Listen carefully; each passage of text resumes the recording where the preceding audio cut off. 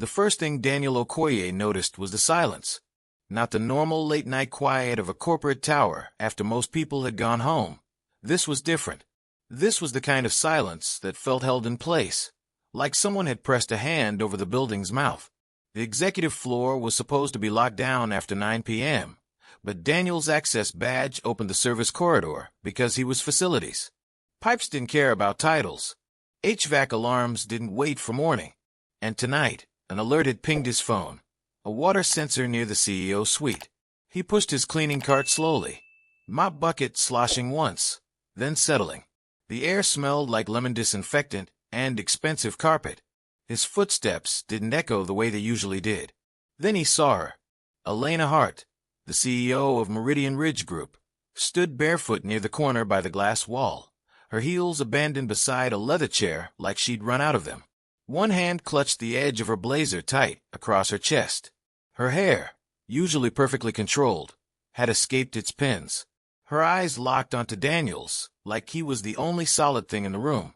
She moved fast, crossing the distance with the kind of speed that didn't belong to someone who lived behind assistants and schedules. Daniel's grip tightened around the cart handle. He froze.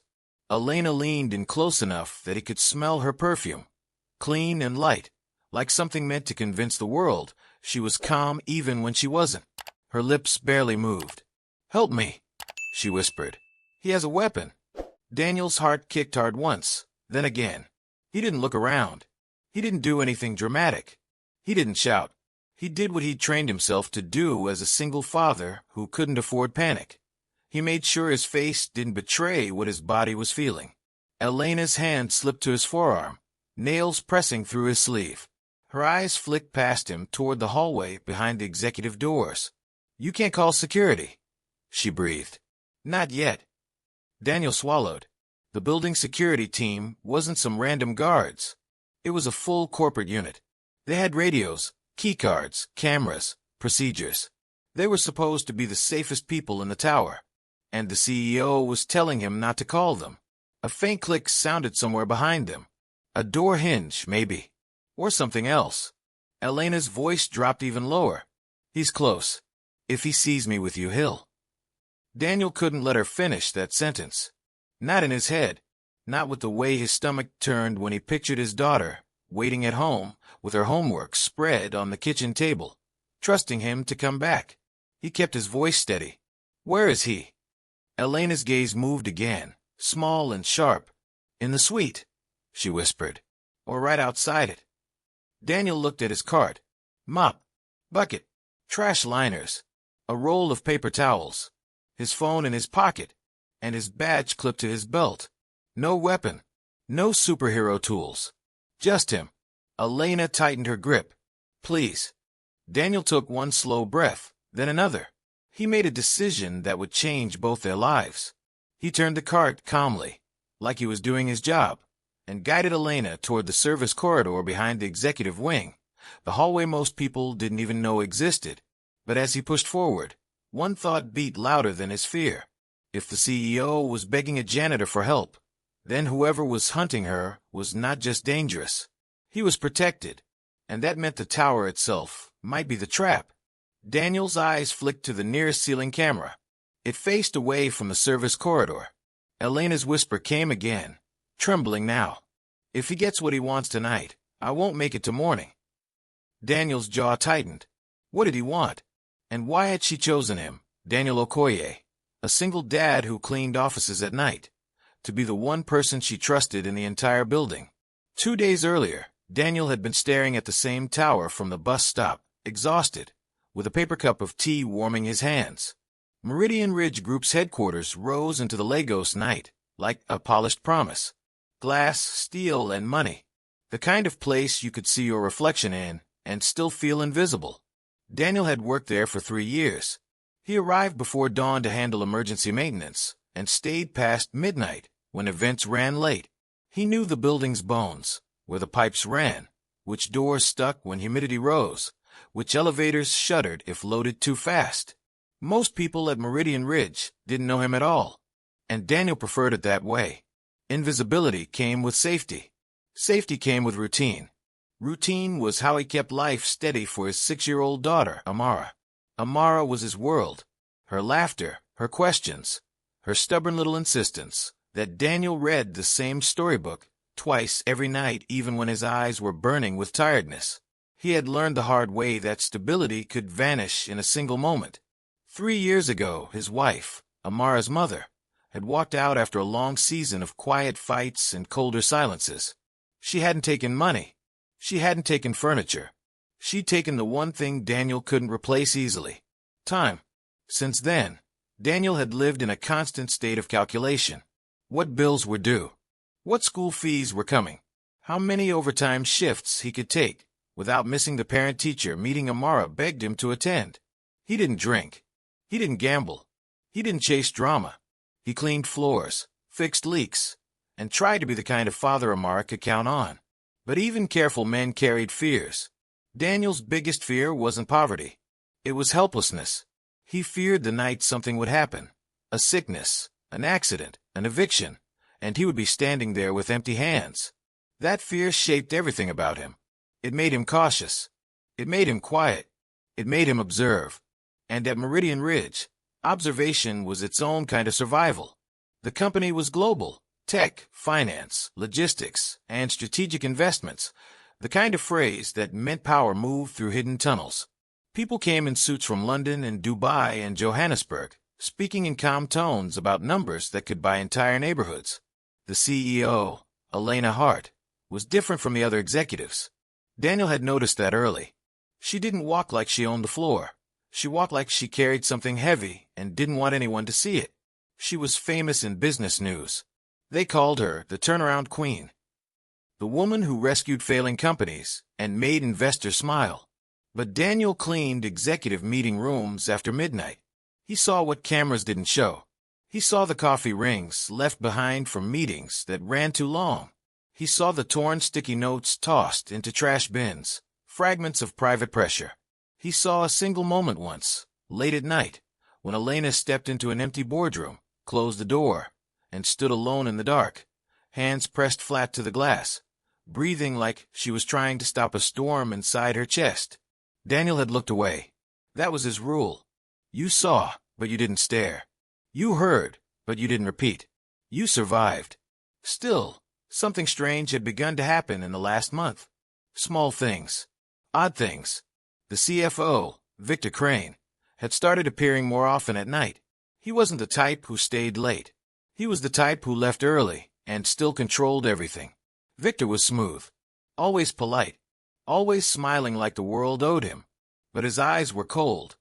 And Victor had begun asking questions about facilities access, about who has master keys, about which cleaners work which floors. Not loudly, not officially, casually, like he was already sure of the answers. Daniel didn't like that. He didn't like the way Victor's questions felt like hands moving through hidden drawers. Then, 2 days earlier, something happened that pushed Daniel's worry into a sharper shape. He had been refilling paper towels in the executive restroom when he found an envelope tucked behind the trash bin. No name on it, no stamp, no seal, just an envelope with a thin blue strip of tape across the flap. Daniel almost ignored it. Almost. Then he saw a word scribbled on the tape in a tight, angry hand. Don't. He stared at it for a second too long. A sound behind him made him turn. Ronan Vale, head of corporate security, stood in the doorway. Ronan was tall, broad-shouldered, and always calm. The kind of man who could smile while making you feel cornered. His eyes flicked to Daniel's hands. Daniel quickly set the envelope back where he found it. I was just clearing. Ronan held up a hand, as if stopping a child. You didn't see that. Daniel's throat tightened. I didn't.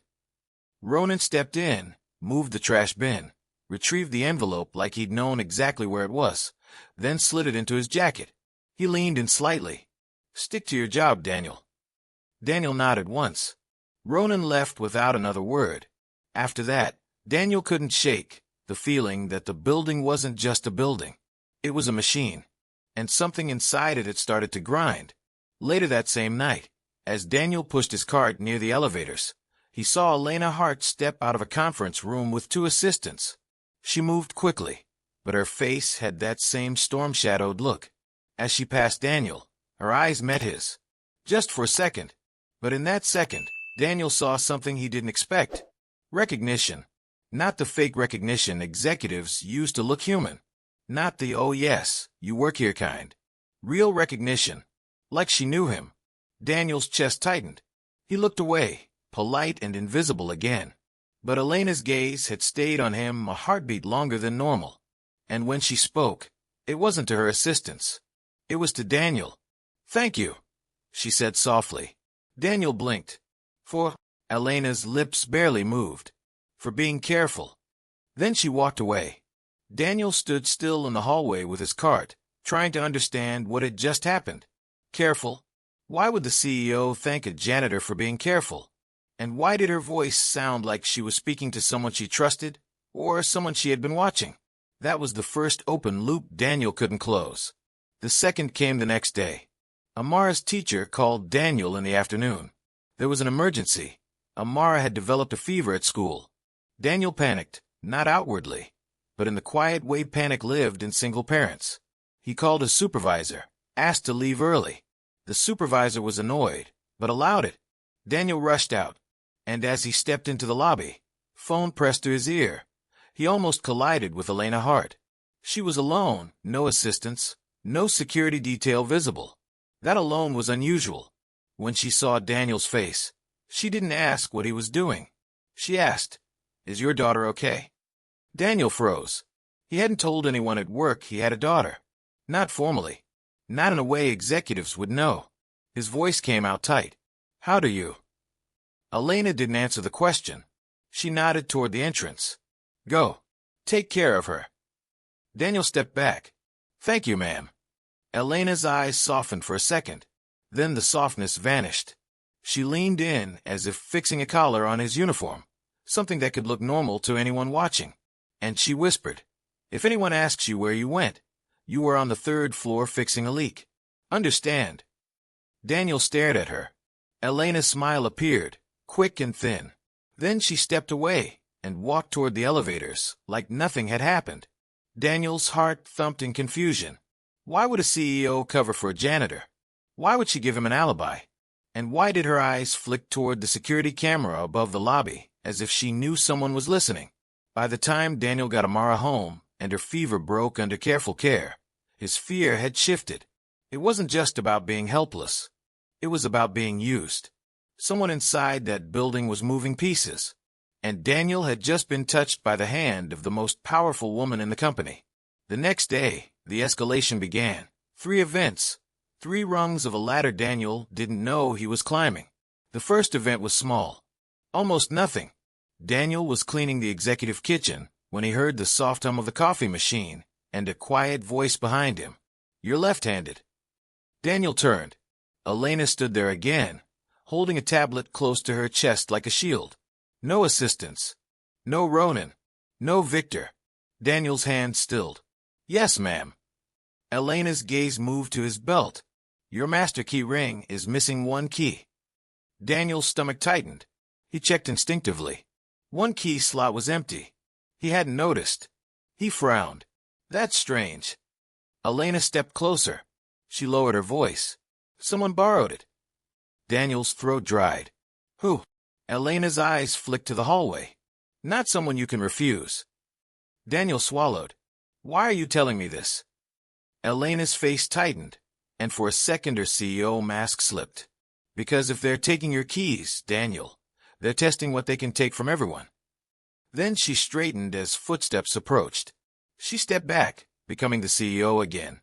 An executive walked in, paused, greeted Elena warmly. Elena smiled. Daniel stood there, with a damp cloth in his hands, feeling a chill spread through him. Odd knowledge. Hidden warnings. A key taken without permission. The small signal had landed.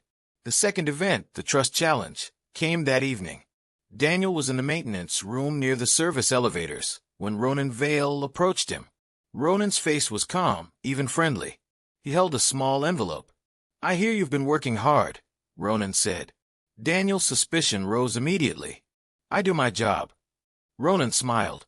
"That's why I like you." He offered the envelope. Daniel didn't take it. What is that? A bonus. Ronan's voice stayed smooth. For being flexible. For not noticing things. Daniel's mouth went dry. I don't understand. Ronan moved closer. Just close enough for Daniel to feel the pressure. Your father, Ronan said softly. School fees. Medical bills. Life. I respect that. Daniel's chest tightened. What do you want? Ronan's smile didn't reach his eyes. There will be conversations in this building. People will ask questions. They might even ask you. If you ever hear the name Astor Ledger, you never heard it. If you ever see the CEO alone at night, you never saw her. Daniel felt his skin go cold. He didn't know what Astor Ledger was, but the way Ronan said it made it sound like a secret with teeth. Daniel shook his head slightly. I just cleaned, sir. Ronan shrugged as if amused. Then take the envelope. It's just money. Daniel stared at it. He thought of Amara's school. The fee notice in his drawer. The medicine he'd bought yesterday. His hand hovered for one dangerous second. Then he pushed the envelope back. I can't, Daniel said quietly. Ronan's smile disappeared. For a moment, the security chief looked like someone who didn't like hearing no. Then he chuckled, casual again. Suit yourself. He left, but not before saying one last thing over his shoulder. Careful men survive. But careful men also get blamed when the wrong people decide they need a scapegoat. Daniel stood alone in the maintenance room, breathing shallow, realizing what the challenge had been. They weren't bribing him because he mattered. They were bribing him because he could become useful or disposable. The third event, the crisis, came the next night. It started with that water sensor alert, and it ended with Elena Hart whispering that someone had a weapon, and that Daniel couldn't call security yet. Now, back in the present, Daniel guided Elena into the service corridor, forcing his mind to stay clear. The corridor was narrow. White walls. Utility doors. No cameras. He knew this place, because he had fixed leaks here at 3 a.m., while the building slept. Elena's breathing sounded uneven. He's not supposed to be here, she whispered. He's not supposed to be on this floor. Daniel pushed the cart into a small alcove, near a utility closet. He opened the closet door, revealing shelves of cleaning supplies and a small crawl access panel. He lowered his voice. Get inside. Elena stared.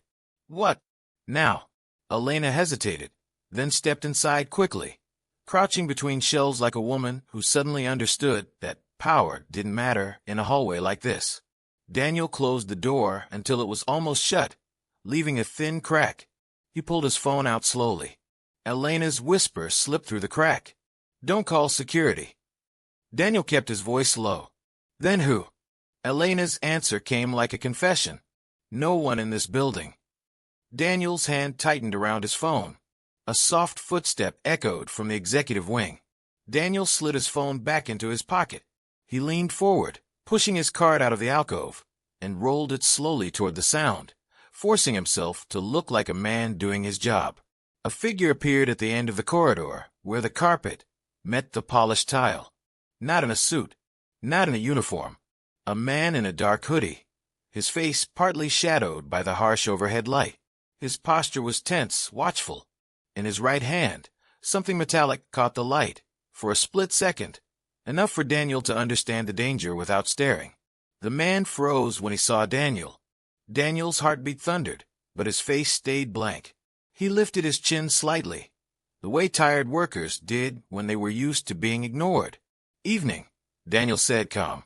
The man's eyes flicked to the cart, then to the utility doors. Where's she? The man asked. Daniel didn't react. Who? The man stepped closer. Daniel noticed details fast. Shoes too clean for someone sneaking through service corridors. Gloves. A corporate access badge clipped to his waistband, turned backward as if hidden. He wasn't an outsider. He was a plant. The man's voice sharpened. Don't play stupid. Daniel's mind raced. He needed time. He needed distance. He needed Elena safe. Daniel pointed casually down the hallway. I saw Ronan a minute ago. Maybe you were looking for him. The man's eyes flicked. Just a reflex. Daniel took advantage of the half-second. He rolled the cart forward, not fast, but enough to shorten the distance between them. "Hey," Daniel said, voice firm now, like an annoyed worker.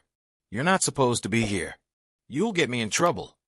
The man's mouth twitched, almost laughing. "You already are." Then, behind him, a door opened quietly. Ronan Vale stepped into the corridor like he'd been waiting for the right moment to appear. He looked at Daniel, then at the man in the hoodie. Ronan didn't look surprised. He looked annoyed. "What are you doing?" Ronan asked the hooded man, as if the weapon in his hand was just a phone. The hooded man stiffened. "She moved." "The plan." Ronan's eyes cut sharp. "Stop talking." Daniel's blood went cold. "Plan." Ronan knew. The head of security knew. And Elena was hidden in a closet, listening. Ronan's gaze shifted to Daniel's cart, then to Daniel's face. Ronan's expression held a warning. "Daniel," Ronan said calmly, "go downstairs. This doesn't involve you." Daniel didn't move. Ronan stepped closer, lowering his voice. "Go. Now." Daniel's mind screamed to obey, to disappear, to survive. But he remembered Amara's face. He remembered Elena telling him she couldn't make it to morning. And he remembered Ronan's earlier warning about scapegoats. If Daniel left, Elena might die. If Daniel stayed, he might become the scapegoat anyway. So Daniel did something Ronan didn't expect. He spoke. "Sir," Daniel said, steady, "why is the CEO hiding from you?" The corridor went still. Ronan's eyes narrowed. The hooded man shifted his weight, suddenly uncertain. Ronan's calm mask cracked just slightly. "What did you say?" Daniel didn't blink. "I asked why she's hiding from you." Then Daniel raised his voice, not shouting, but enough to carry. "Miss Hart," he called. "Do you want me to open the door?" The hooded man spun toward the utility alcove. Ronan moved fast, too fast, stepping to block. "Don't," Ronan snapped. And that single word, "don't," told Daniel everything. Elena was the target. Security wasn't the solution. Security was part of the trap. Daniel's stomach turned, but his voice stayed even. "Miss Hart," he said again. "Are you in there?" Silence. Then Elena's voice, tight but clear, answered from behind the door. "Yes." The hooded man swore under his breath, then froze, catching himself, glancing at Ronan like a child who had almost spoken out of turn. Ronan's jaw tightened. "Elena," he called, voice force calm now. "This is unnecessary. Come out. We can talk." Elena's laugh came out small and bitter. "Talk like you talk to my lawyer? Talk like you talk to the auditors you paid off." Daniel's pulse spiked. Auditors. Paid off. This wasn't a random threat. This was corporate war with real teeth. Victor Crane's name flashed in Daniel's mind. Ronan's eyes flicked toward the ceiling camera direction, then back. "Elena," Ronan said, "don't do this here." Elena's voice rose, trembling but fierce. "You mean don't do this where witnesses exist?" Daniel realized then that Elena had chosen him on purpose. Not because he was strong, not because he was special, because he was a witness who was supposed to be invisible. And invisible witnesses were the hardest to erase, because no one saw them coming. The hooded man took a step toward the closet. Daniel moved his cart forward, blocking the path. The hooded man's eyes flashed. "Move." Daniel kept his hands visible. "This is my job. You don't want trouble, right?" Ronan's voice turned low. "Daniel, move." Daniel didn't. The crisis was fully here now. And Daniel could feel the moment tipping, like a cup at the edge of a table. Elena's voice came again, softer now, speaking only to Daniel. "Daniel," she whispered through the crack, "listen to me. They're trying to stop me from exposing the ledger. The proof is in my office." Ronan's eyes sharpened. "What proof?" Elena ignored him. "If they catch me, it disappears. If it disappears, they win. And if they win—" Her voice broke for half a second. "They'll come for anyone who saw anything." Daniel's mouth went dry. Elena was about to expose fraud. And the weapon wasn't about robbery. It was about silence. Now Daniel understood why Victor Crane had been asking about keys. Why Ronan had tried to bribe him. Why Elena had given him an alibi. Daniel wasn't a janitor tonight. He was the thin thread between the truth and a lie powerful enough to swallow the whole company. Daniel took a slow breath. Then he made another choice.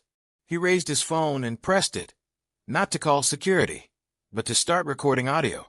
He held it low, hidden behind the cart handle. Ronan saw the movement. His eyes narrowed. "Daniel," Ronan said softly, "put that away." Daniel looked Ronan in the eye. "Why? You're not doing anything wrong, right?" Ronan's smile appeared again, but this time it was empty. "You don't understand what you're stepping into." Daniel's voice stayed calm. "Then explain it." Ronan's gaze cut to the hooded man, and the hooded man tightened his grip. Elena spoke again from inside the closet, and Daniel knew this was the moment he needed to keep. "Victor told me to sign," Elena said. "He said it was just restructuring. But I read the numbers. I traced the transfers. Money moved from our subsidiaries into private accounts, not investments. Theft." Daniel's chest tightened. "Victor Crane, the CFO." Elena continued, voice shaking but stronger as she spoke, like the truth itself was a weapon now. "I told Victor the first was calling an independent audit. I told him I had copies. I told him I would go public." Ronan's voice turned sharp. "Elena, stop." Elena ignored him again. "Then I started getting warnings. My assistant quit without explanation. My emails vanished. My office door was unlocked when it shouldn't have been. And tonight," she swallowed, "tonight I heard someone in my suite. I saw the weapon. I ran. And the first person I saw who I knew wasn't part of their circle was Daniel." Daniel felt the weight of her words. She had been watching him, not because she cared about cleaning schedules, because she was searching for one person in the building who wasn't connected to Victor or Ronan, one person who didn't benefit from lies, one person who could witness the truth and survive. Ronan's face hardened. He nodded once at the hooded man, a subtle motion. The hooded man stepped forward. Daniel's body moved before his fear could stop it. He shoved the cart sideways, hard. The mop bucket tipped, water splashing across the tile in a sudden slick shine. The hooded man's foot hit the water, slipped, and he stumbled. The metallic object flashed again as his hand shot out to catch himself. Daniel didn't attack. He didn't rush him. He did what he knew from years of safety training videos and common sense. He created distance. He grabbed the fire alarm pull station on the wall and yanked it. The corridor erupted. A loud alarm blared. Red lights flashed. Doors clicked. The building's emergency protocol woke like a giant. Ronan's head snapped toward the alarm, shock flashing across his face before anger took its place. "What did you do?" Ronan hissed. Daniel kept his voice steady, loud enough to carry in the chaos. "I did what I'm trained to do when there's danger. I pulled the alarm." Ronan stepped toward him, but footsteps began pounding nearby. Other staff, night workers, maintenance, guards from lower floors responding to the emergency. Ronan froze, realizing the hallway was no longer private. Elena pushed the closet door open and stepped out barefoot, blazer tight, eyes blazing. She held up something in her hand, a small flash drive. Daniel's stomach dropped. She'd had proof on her.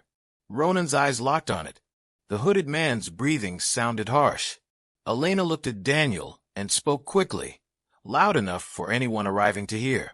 "This man," she said, pointing at the hooded attacker, "followed me into my suite with a weapon." Ronan Vale told Daniel to leave. "He tried to silence me." The words hung in the blaring alarm like smoke. The first guard rounded the corner, young, startled, radio in hand. He saw Ronan. "Chief." Ronan's face rearranged itself into control. "False alarm. Everyone stand down." Elena stepped forward. "No, not false." More people arrived. A night receptionist. 2 facility workers. Another guard.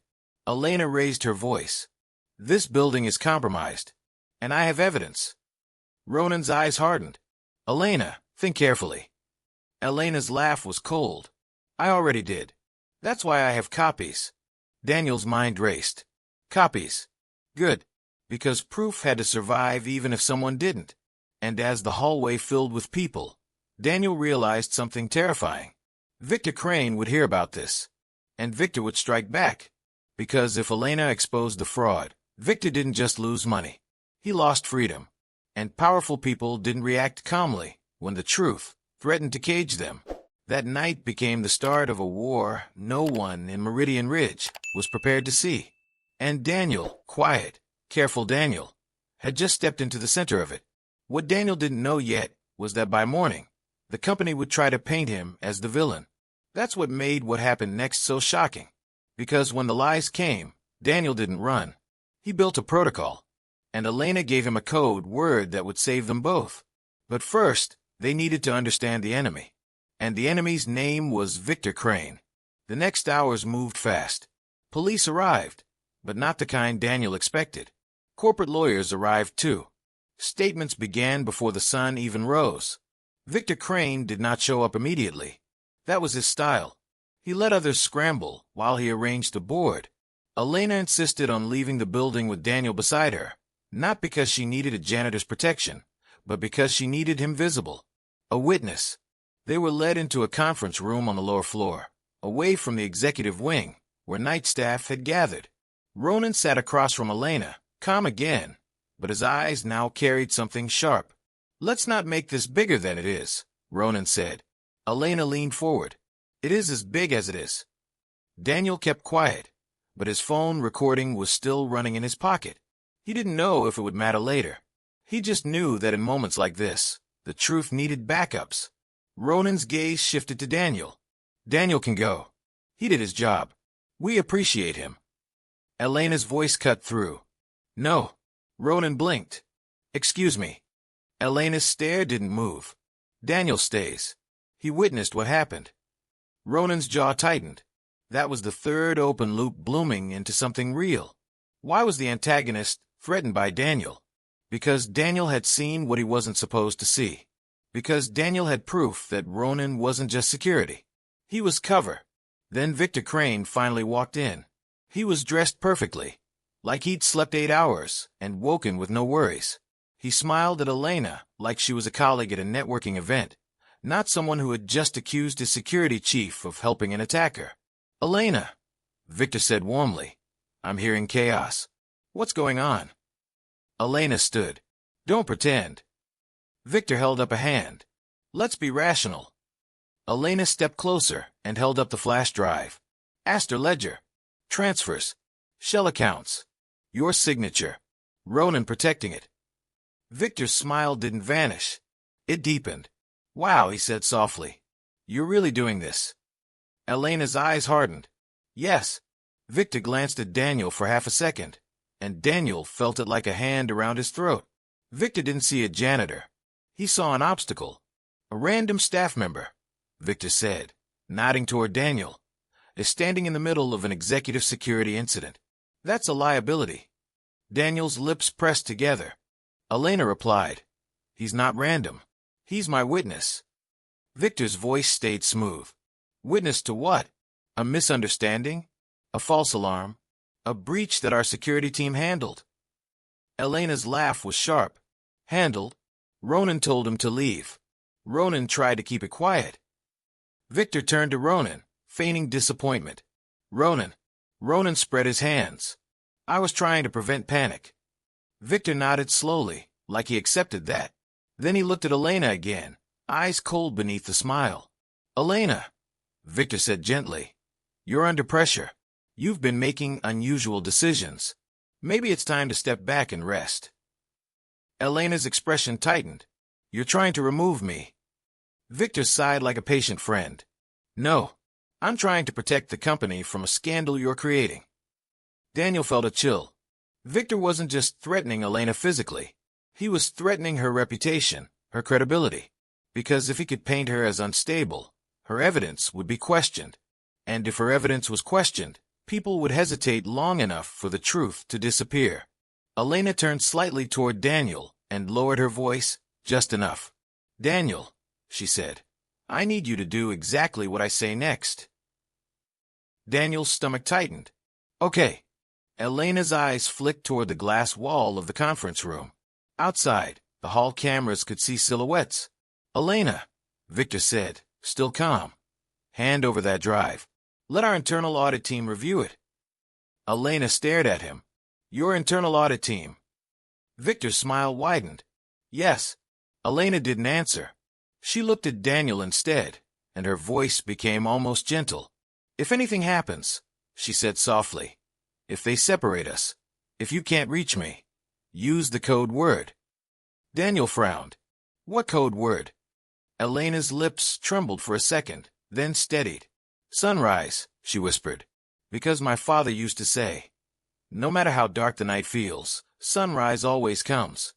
Daniel felt his throat tighten. Elena's voice dropped even more. If you say it to me, it means you're safe. If I say it to you, it means you run. Understood? Daniel nodded once. Victor watched them, eyes narrowing. What are you whispering about? Elena straightened. I'm reminding Daniel that he's a human being. Victor's smile thinned. He's an employee. Elena's gaze didn't flinch. He's a witness. And he's the reason you didn't get what you wanted tonight. The room went still. And this is where everything shifted, because now it wasn't just about a CEO being threatened in her own office. It was about the truth they had buried for years, and the lengths they would go to keep it buried. Victor's patience snapped, just slightly. He turned to Ronan. Take the drive. Ronan stepped forward. Elena backed away a half step. Daniel moved without thinking. He stepped between them. Ronan's eyes flashed. Move. Daniel kept his voice calm. No. Victor sighed, almost amused. Daniel, was it? You're making a mistake. Daniel swallowed. I'm just standing here. Victor's eyes hardened. You don't understand who you're standing against. Elena's voice rose. Everyone in this room is hearing you threaten him. Victor spread his hands. Threaten? I'm advising. Ronan stepped closer to Daniel, voice low. Daniel, don't be stupid. Daniel held Ronan's gaze, and something inside him hardened. He had spent years being invisible. Years letting powerful people walk past him like he was air. But now his invisibility had turned into the most dangerous thing for them, because invisible men saw everything. And tonight, Daniel had heard enough. The counterattack came fast. Victor did not try to grab the drive in front of witnesses. Instead, he did something smarter. He smiled. Fine, Victor said. Keep it. Let's do this the right way. Elena narrowed her eyes. You're lying. Victor chuckled. Of course you think that. He turned to the guards in the hallway. Escort Ms. Hart to her office. She's under stress. Ensure she's safe. Elena's voice sharpened. No. I'm leaving. Now. Victor's smile stayed fixed.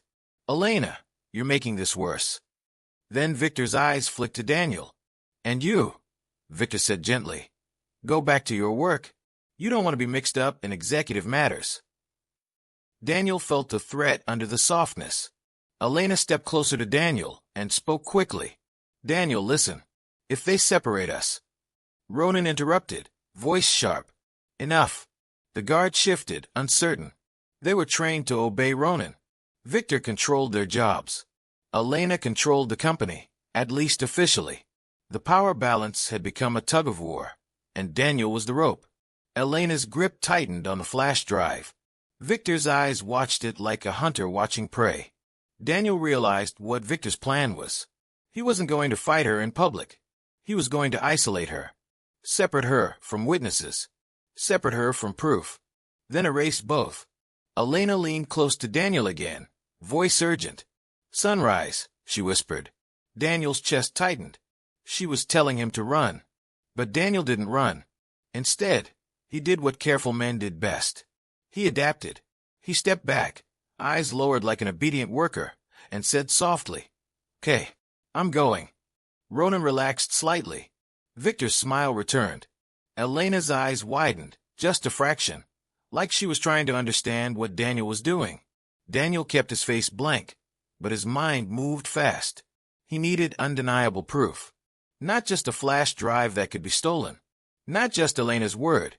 Proof that could survive Victor. Proof that could be confirmed by outsiders. So Daniel walked out like a man returning to his mop. And as he passed the hallway camera, he looked up directly into it, just for a heartbeat, letting it record his face clearly. Then he kept walking. The proof mission had begun. Daniel didn't go back to work. He went to the one place in the building most executives didn't think about, the security control room. He didn't have access. Not officially. But he knew the building's weaknesses the way a doctor knew veins. There was a maintenance hatch near the ceiling, used to run cables. Daniel retrieved a small step ladder from a supply closet, climbed quietly, and opened the hatch. Warm air hit his face. He crawled through carefully, moving above the ceiling tiles until he reached the control room vent. Below, he could hear voices. Ronan's voice, Victor's voice, and a third voice, someone Daniel didn't recognize, asking questions. Daniel lowered his phone toward the vent and recorded. Victor's voice came clearly. "Erase the hallway footage," Victor said calmly. "All of it. Keep only the fire alarm segment. The rest disappears." Ronan replied. "And the janitor?" Victor's voice was cold now, no smile. "He becomes the story," Victor said. "He becomes the unstable one who threatened the CEO.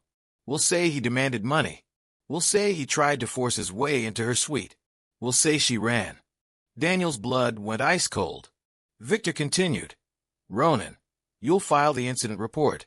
The police will see a confused executive and a scared staff member. They'll believe the report, not the janitor." Ronan asked, "What if he talks?" Victor's answer came like a knife without the metal. "He won't," Victor said. "People like him don't get believed." Daniel's throat tightened so hard it hurt. Victor Crane was about to destroy his life. And Daniel finally understood something that made his fear turn into a strange, steady anger. Victor didn't see Daniel as a man. He saw Daniel as a tool to erase Elena and protect a ledger of theft. Daniel backed away from the vent slowly, careful not to make a sound. His phone kept recording. He crawled back to the hatch and slid down the ladder, shaking. He now had proof, but it wasn't enough yet. He needed more. He needed the ledger itself.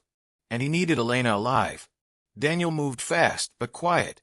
He went to the facility's office, opened a locked cabinet, and pulled out a binder labeled Building Systems. Inside, tucked behind paper logs, was something he had placed there long ago for emergencies. A spare old phone with a working SIM. He had kept it for nights when his main phone battery died, and he still needed to call Amara's babysitter. Now it became something else. A lifeline. He powered it on, hand shaking, and typed a number Elena had once mentioned in a meeting room when she thought no one was listening. An external legal counsel. He didn't know if it would work, but he called anyway. A woman answered, voice sharp. "This is Adeyemi." Daniel swallowed. "My name is Daniel Okoye. I work at Meridian Ridge. The CEO is in danger." Silence. Then, "How did you get this number?" Daniel kept his voice steady. She said at once, "I heard. Please listen. The CFO is corrupt. Security is involved. I have audio recording proof of them planning to erase footage and frame me." The lawyer's breathing changed. "Where is Elena?" Daniel's heart pounded. "They're isolating her. I don't know exactly where yet." "Send the recording." Daniel swallowed. "I can't from this phone. But I can meet you. I can." "Daniel," the lawyer said quickly, "leave the building. Now. If what you're saying is true, you're in immediate danger." Daniel's eyes squeezed shut. He thought of Amara. He thought of Elena. He thought of Victor's voice saying people like him didn't get believed. Daniel opened his eyes. "I can't leave," he said quietly. "Not yet." He ended the call, knowing he had crossed a line. Then he ran, not toward the exit, but toward Elena's office. He reached the executive floor stairwell, lungs burning, and pushed through the door. The hallway was quieter now. The fire alarm had been reset. A guard stood near the elevator bank, watching. Daniel kept his head down, pushing his cart again like a disguise. He approached Elena's office area. Her suite door was closed. 2 guards stood outside. Daniel's heart thumped. He couldn't walk past them. He needed another route. He turned into the service corridor again, moving fast, remembering a hidden panel behind a painting frame near the CEO's suite. It led to a narrow utility passage that connected to the office wall. He found it, pulled the frame, opened the panel, and slipped inside. The passage was tight, dark, dusty. Daniel crawled, hands scraping against the metal edges. He reached the end, where a vent looked into Elena's private office. He peered through. Elena sat at her desk, her bare feet tucked under the chair, her hands clasped tight in front of her. Victor Crane stood near the window, phone in hand, calm as ever. Ronan stood by the door, arms crossed. Elena's face was pale, but her eyes were steady. Victor spoke softly, like a man trying to soothe a child. "Elena," he said, "we can end this. Give me the drive. Step down quietly. You'll keep your reputation. We'll say you're taking a personal break. No scandal." Elena stared at him. "You're stealing from the company." Victor sighed. "Everyone steals. Some people just use different words." Elena's voice was sharp. "You're not just stealing money. You're stealing livelihoods, jobs, futures." Victor tilted his head. "And yet the market loves us. People love winners. That's the world." Elena leaned forward. "Not anymore." Victor's eyes cooled. "You're stubborn." Elena's voice dropped. "You're afraid." Victor smiled. "Afraid? No." Then his smile faded. "Annoyed. Because you could have been smart." Elena held up the flash drive. "You can't stop me." Victor's gaze locked onto it. "I already have." Elena frowned. "What?" Victor nodded toward Ronan. Ronan stepped forward and held up a second flash drive. Elena's eyes widened. "That's..." Victor's smile returned. "A copy. You left your bag unattended for 30 seconds in the lobby yesterday. That was enough." Elena's face tightened with fury and disgust. Victor stepped closer. "You don't understand, Elena. I'm always 2 steps ahead. You can't beat a system you don't control." Elena's hand clenched around her drive. "Then why am I still alive?" Victor's smile sharpened. "Because I need you quiet. Alive people can sign documents." Elena stared at him, realizing Victor wasn't just trying to stop her. He was trying to force her to sign away power. Ronan's eyes flicked to the desk. "Time's up." Elena's breath quickened. Daniel felt panic rise in him, hot and choking. He needed to act, but he needed to act smart. He raised his spare phone, turned on the camera silently, and recorded through the vent. Elena's face, Victor's voice, Ronan's posture. Then Daniel whispered, almost without thinking, to the vent, as if Elena could hear him. "Sunrise."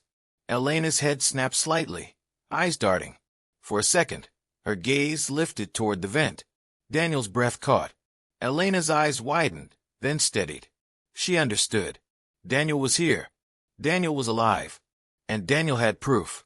Elena stood slowly. Victor's eyes narrowed. "Sit." Elena didn't. She moved toward the window, holding both drives up, hers and the one Victor had. Victor's expression tightened.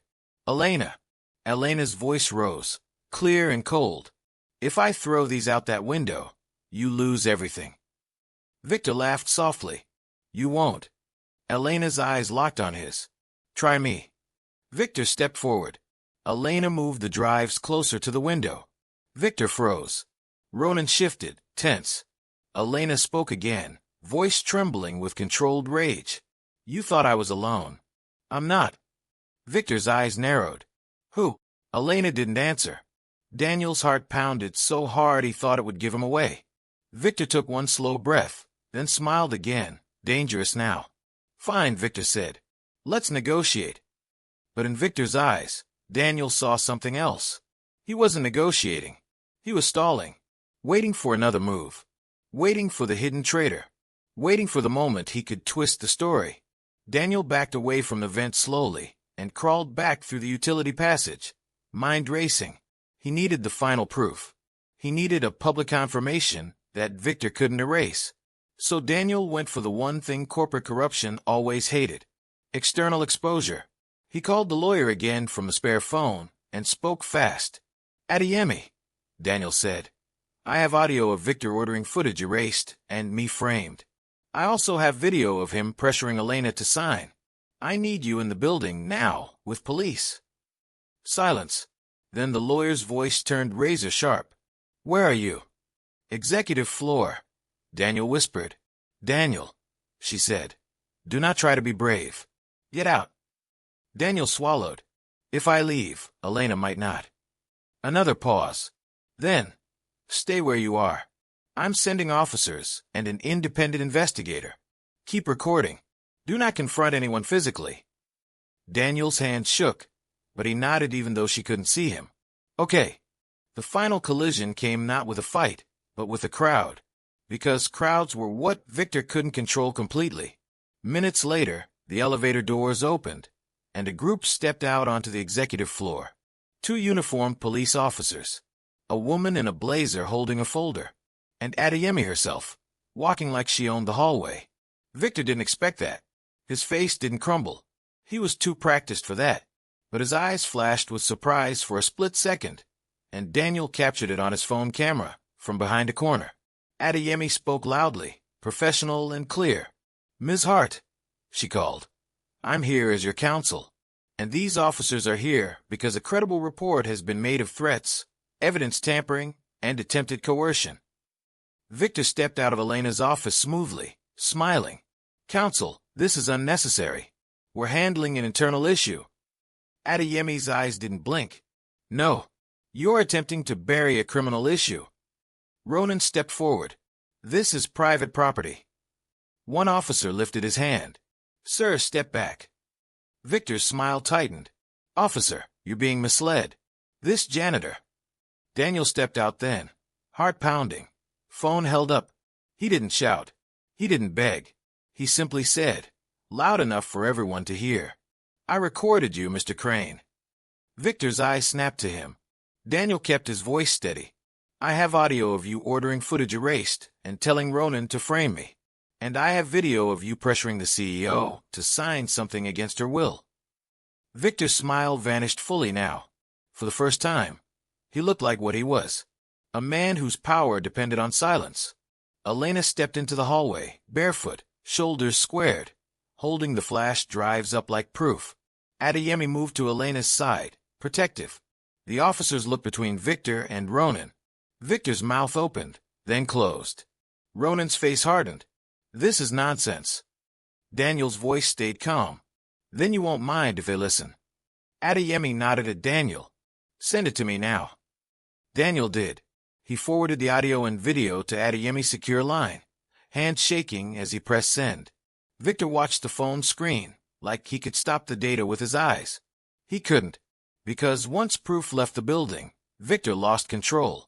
And Victor knew it. He stepped closer to Daniel, voice low, venom hidden under politeness. You've made an enemy, Victor said. Daniel's throat tightened. Then Elena spoke, voice clear, steady. No, Elena said. He exposed one.